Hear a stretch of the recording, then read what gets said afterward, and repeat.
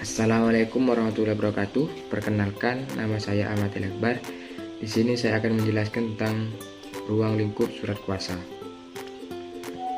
Langsung saja kepada pengertian.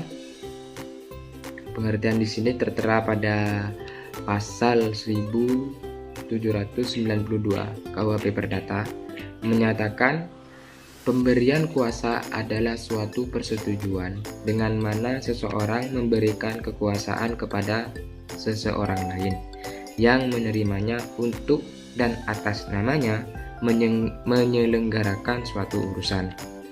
Pemberian dan penerimaan surat kuasa itu dapat dilakukan dalam suatu akte umum, dalam suatu tulisan di bawah tangan, dalam bentuk sepucuk surat ataupun lisan.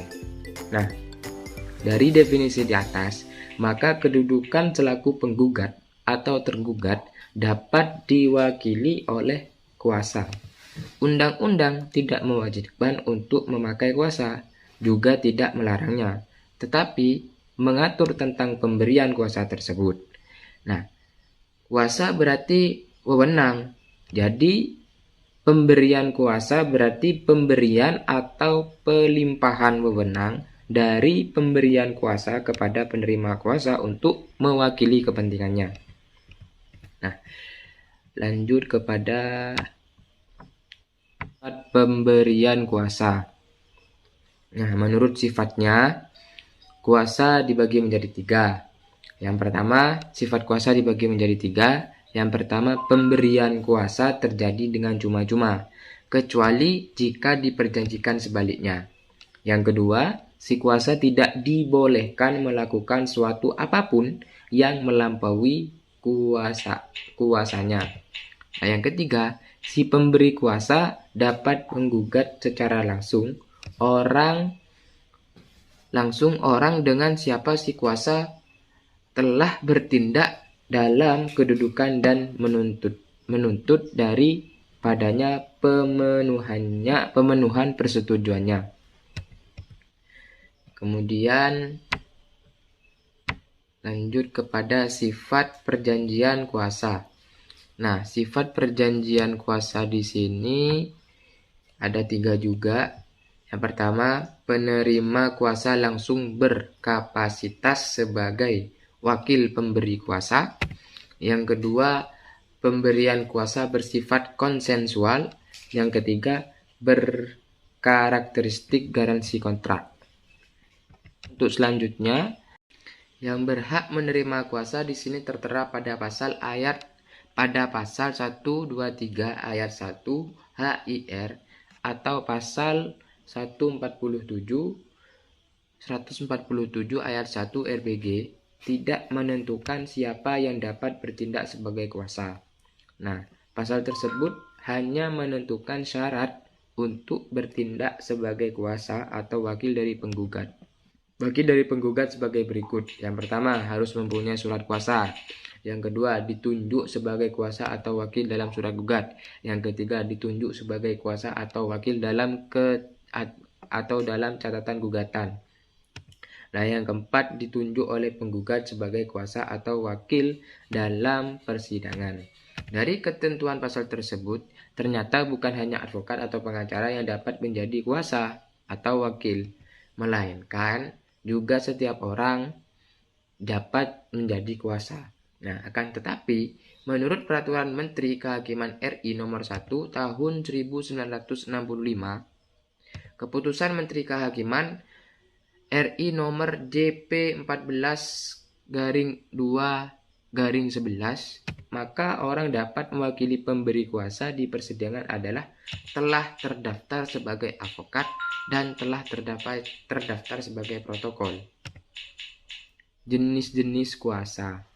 Nah, jenis-jenis kuasa di sini ada beberapa ya, terutama yang pertama, kuasa umum diatur dalam pasal 1795 KUHP Perdata. Menurut pasal ini, kuasa umum bertujuan memberi kuasa kepada seseorang untuk memberikan kepentingan pemberi kuasa, yaitu melakukan tindakan pengurusan harta kekayaan pemberi kuasa. Pengurusan yang biasa disebut behender ini meliputi segala sesuatu yang berhubungan dengan kepentingan pemberi kuasa atas harta kekayaannya. Nah, yang kedua, yakni kuasa khusus diatur dalam pasal 1795 KUHP Perdata menjelaskan pemberian kuasa dapat dilakukan secara khusus, yaitu dengan mengenai suatu kepentingan tentunya atau lebih. Namun, agar bentuk kuasa yang disebut dalam pasal ini sah dan akurat, kuasa khusus harus terlebih dahulu dengan syarat-syarat yang tertuang dalam pasal 123 HIR. Yang ketiga, kuasa istimewa. Kuasa istimewa ini diatur dalam pasal 1796 KUHP Perdata dan pasal 157 KUHP HIR dan pasal 184 RBG.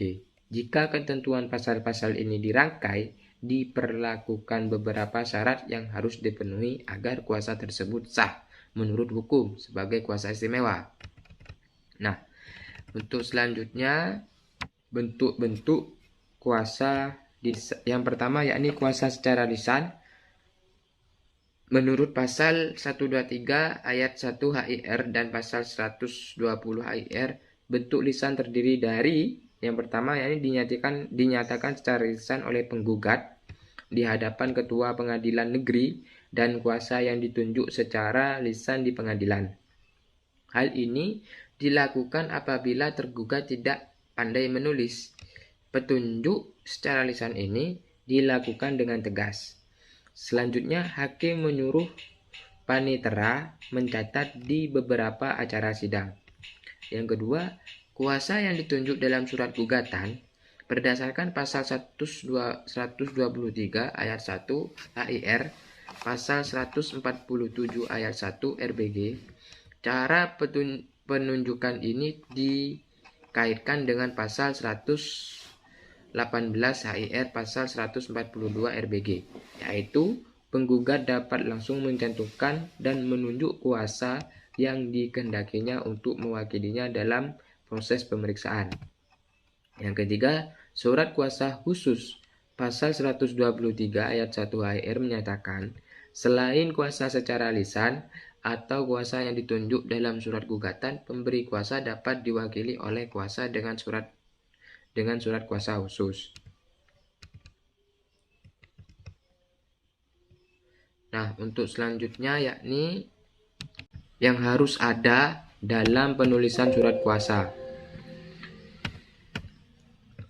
Yakni yang pertama, penulisan yang harus ada dalam surat kuasa yakni yang pertama, identitas pemberi dan penerima kuasa, yaitu nama lengkap, pekerjaan, alamat atau tempat tinggal.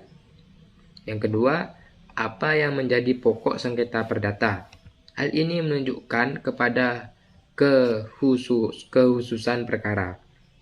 Misalnya, perkara sengketa tanah, jual beli, uang jasa perceraian, dan sebaliknya.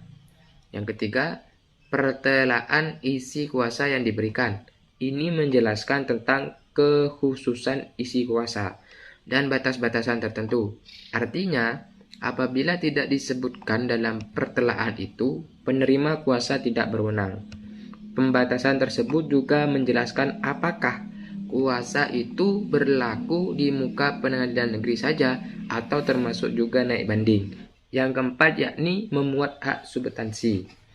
Hal ini perlu apabila penerima kuasa berhalangan untuk mensubstitusikan suatu surat kuasa khusus haruslah dengan surat kuasa substitusi dan tidak bisa hanya dengan membuat surat pernyataan saja. Pencabutan kuasa secara intern tidak dapat dipertanggungjawabkan kepada pihak ketiga. Oleh karena itu, seandainya ada pencabutan surat kuasa, maka surat pencabutan itu disampaikan kepada si kuasa. Sedangkan tembusannya disampaikan kepada pengadilan dan lawan perkara. Sekian dari saya, kurang lebihnya mohon maaf. Assalamualaikum warahmatullahi wabarakatuh.